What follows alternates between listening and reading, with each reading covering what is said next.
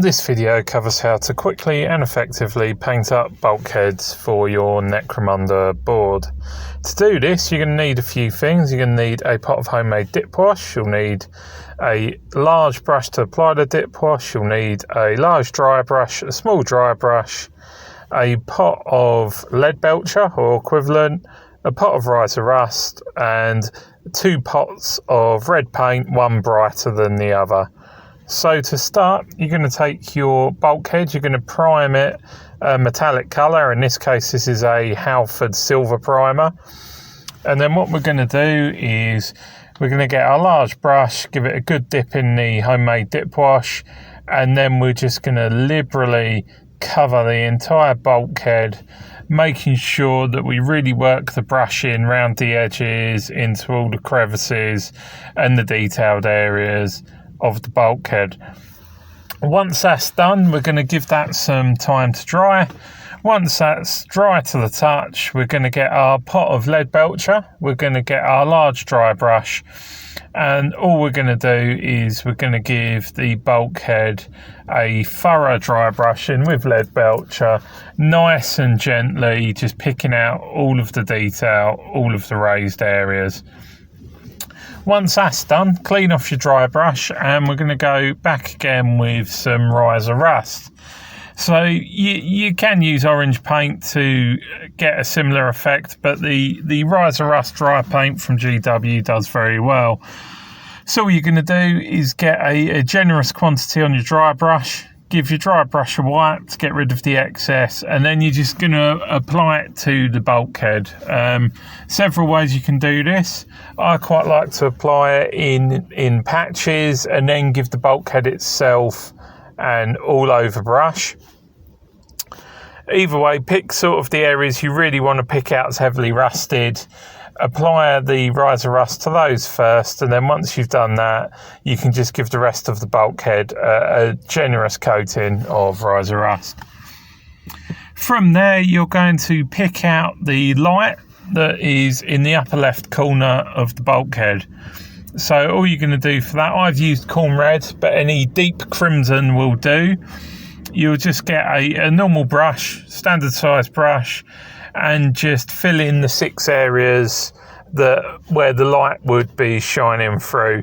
You don't have to be too neat about this. You could be nice and quick, and we're going to see why neatness isn't critical in a minute.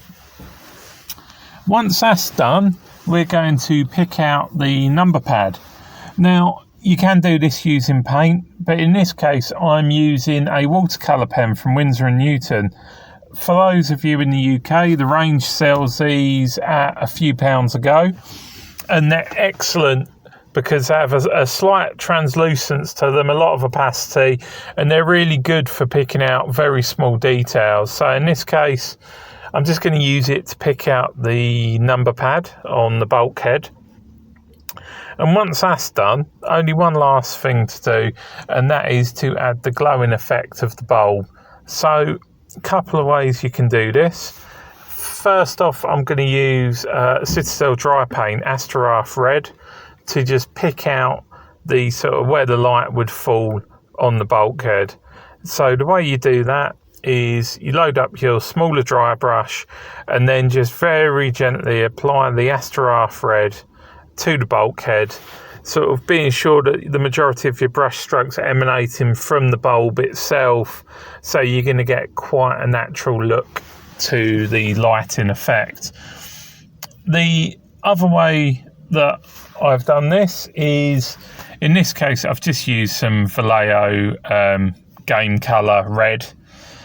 Just plop that down onto top of the plastic pot, and again loaded up my dry brush, given the dry brush a wipe to get rid of the excess, and applied that, and that goes on just as effectively. I've always found with those normal paints that the colour is a little bit stronger, but again it gives a nice effective glowing effect to the bulb.